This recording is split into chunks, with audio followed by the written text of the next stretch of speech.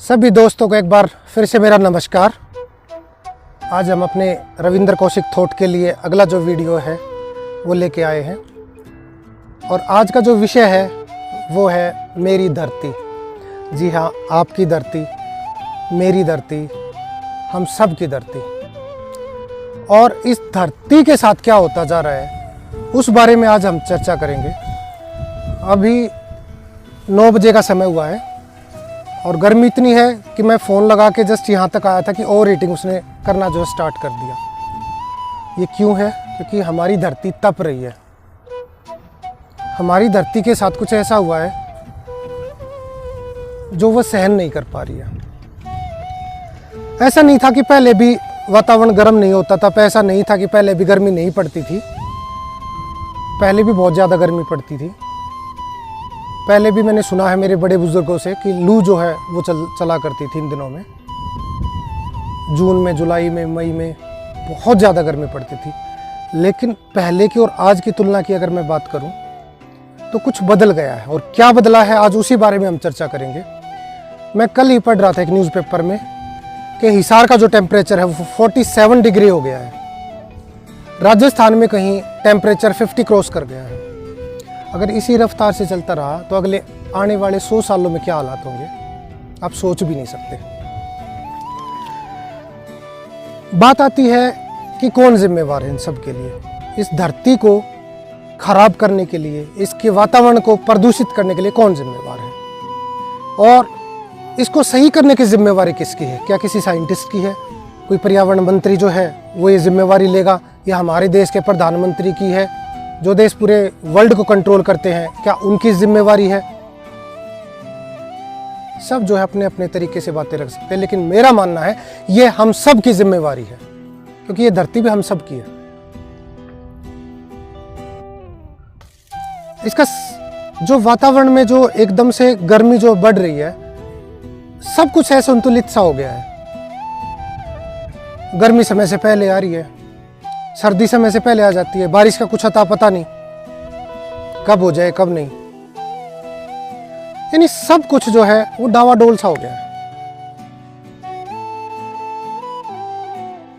तो कौन जिम्मेवार है इन सब के लिए? मैं कहता हूं इन सारी चीजों के लिए हम खुद जिम्मेवार हैं। हमें थोड़ी सी गर्मी लगी नहीं, ओ मेरे बच्चों को गर्मी लग रही है, मेरी वाइफ को गर्मी लग रही है, एसी लगा दो, इस घर में लग गया, उस घर में लग गया। उन घरों के बाहर आप देखते नहीं कि ये धरती जो है तप रही है। आप तो एक 4 दीवारी के अंदर कैद होके और आपने तो अपने आप को शांत कर लिया, लेकिन बाकी की ये जो धरती है ना, बाकी की सारी दुनिया, उसका क्या? आपके पास 2 पैसे आ गए, चलो वीकेंड करने हम मनाली चलते हैं, हम शिमला चलते हैं, वहां बहुत सारे पेड़ होंगे, छांव होगी, ठंड होगी। अरे आप उस पैसे का एक अच्छा सा उपयोग करके आप उसी पैसे का सदुपयोग भी कर सकते हो। आप उस पैसे से बहुत सारे पेड़ लेके अपने आसपास, अपने प्लॉट में, आपके खेत में, आपके किसी प्लेग्राउंड में, आप वहाँ भी तो पेड़ लगा सकते हो। आप वहाँ भी तो एक ऐसी जगह बना सकते हो जहाँ पे आपको फीलिंग आए कि भाई मुझे शिमला जैसी यहाँ पे फीलिंग आ रही है। शिमला और मनाली का तो क्या हाल हो गया आप सभी को पता है। शिमला जाने से लोग अब कतराने लगे हैं। शिमला में बर्फ पड़नी बंद हो गई है। और अभी रिसेंटली मैं मनाली जाके आया था, वहाँ पे मेरे दोस्त ने बताया कि बहुत सारे लोग यहाँ से होटल जो है वो शिफ्ट करके और जो रोहतांग दर्रे की तरफ बढ़ रहे हैं। यानी वो जो पॉपुलेशन है वो सारी की सारी आगे की तरफ जा रही है। कहाँ जाओगे? ये धरती नहीं बढ़ेगी, ये धरती वहीं रहेगी। आप रोहतांग दर्रे पे चले जाओगे, वहाँ बर्फ पड़ना बंद हो जाएगा। और आप हिमालय पर्वत पे जाके बैठ जाओगे, वहाँ बर्फ पड़नी बंद हो जाएगी। फिर कहाँ जाओगे? आपकी आने वाली संतानें कहाँ जाएगी? 100 साल के बाद ये जो हमारी आने वाली पीढ़ियाँ हैं, आप उसके लिए क्या दे के जा रहे हो? ये हमारी रिस्पॉन्सिबिलिटी बनती है कि इस धरती के लिए हम जो भी कर सके हमें करना चाहिए। मैं ये नहीं कहता कि भाई आप जो है कोई बहुत बड़े साइंटिस्ट हो कि आप बदलाव ला सकते हो, आप पूरे वातावरण को बदल सकते हो, लेकिन एक छोटा छोटा प्रयास तो हम सारे कर ही सकते हैं। हमारे हिस्से का एक छोटा सा प्रयास वो ही बदलाव ला सकता है। मेरा हमेशा से ये मानना रहा है, एक छोटी सी पहल से ही बदलाव आते हैं। एक रिक्वेस्ट, एक अनुरोध, एक अपील मैं अपने किसान भाइयों से भी करना चाहता हूँ। मैं यहाँ पे खेत में खड़ा हूँ। मैं जब मेरे खेत में आ रहा था तो मैंने देखा रास्ते में 10 जगह लोगों ने आग लगा रखी थी अपने खेतों में। मैं मानता हूँ खेती करना कोई फ़ायदे का सौदा नहीं है। लागत तक निकाल पाना बहुत मुश्किल होता है। मैं खुद एक किसान हूँ, मुझे पता है किसानों के दर्द का। जो गेहूँ काटने के बाद फांस रह जाते हैं, या जब मजदूर जो है आपके धान की कटाई करते हैं और उसको ऊपर से काट देते हैं, तो वो जो फांस रह जाते हैं, आपको 1 या 2 बार बाई आपकी ज़्यादा लगेगी, लेकिन प्लीज़ हाथ जोड़ के अनुरोध है कि उनमें आग मत लगाओ।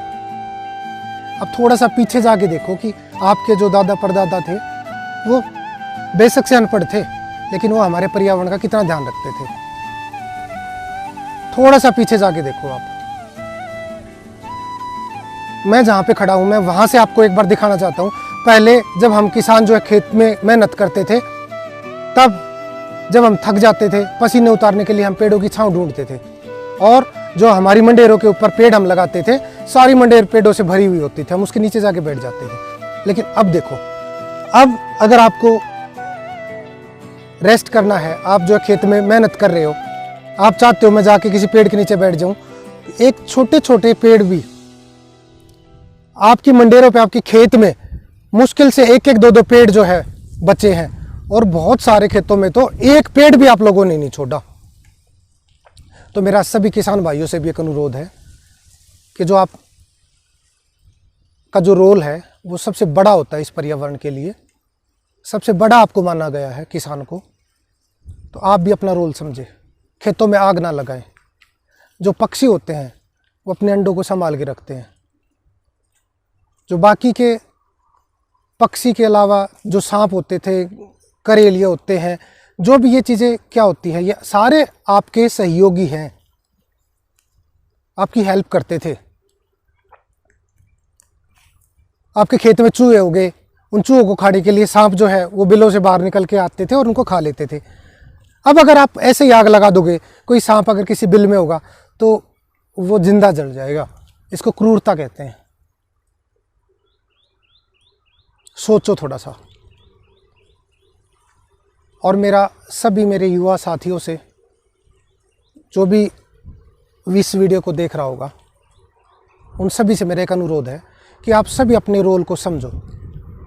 मैं मानता हूँ हम अकेले जो है पूरे समाज को नहीं बदल सकते, लेकिन हम सारे मिलके अगर प्रयास करेंगे तो समाज ज़रूर बदलेगा, क्योंकि ये समाज हम सबसे मिलके बनता है। तो आशा करता हूँ आज का जो मेरा विषय था, मेरी धरती, वो आप सभी को पसंद आया होगा। आप अपने बच्चों को ये वीडियो दिखाएंगे, उनको समझाएंगे, प्रकृति का महत्व बताएंगे उनको कि ये जो प्रकृति है ना, आपने देखा होगा जब आप फ़ोटो खिंचवाते हो, आप यहाँ पे धूप में खड़ा होकर खिंचवा लो एक तो फ़ोटो, और एक आप पेड़ों के बीच में कहीं मनाली में, शिमला में, हिमाचल, उत्तराखंड कहीं जाके, जहाँ पे आपके पीछे बहुत सारे पेड़ होते हो, वहाँ पे जब आप फ़ोटो खिंचवाते हो तो आप किस में ज़्यादा सुंदर दिखते हो। यानी प्रकृति जो है वो हमारी इस धरती को सुंदर बनाती है, आपको भी सुंदर बनाती है। तो आइए हम सब मिलके अपनी धरती को फिर से सुंदर बनाएं।